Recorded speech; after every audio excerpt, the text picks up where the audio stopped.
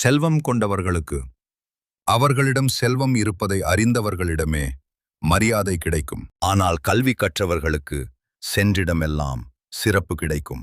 லக்ஷ்மியை பாருங்கள், அவள் தாமரையில் அமர்ந்திருக்கிறாள். சரஸ்வதியையும் பாருங்கள், அவளும் தாமரையில்தான் அமர்ந்திருக்கிறாள்.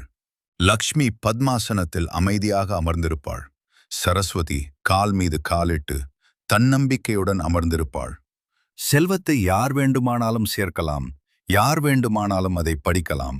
அது நிலைத்து நிற்காது. ஆனால் கல்வி, அதை யார் வேண்டுமானாலும் எளிதில் பெற முடியாது. முயற்சி செய்பவர்களுக்கு மட்டும் அது கிடைக்கும். சரஸ்வதி அருள் வந்துவிட்டால் அந்த அறிவை யாராலும் பறிக்க முடியாது, யாராலும் கவர முடியாது.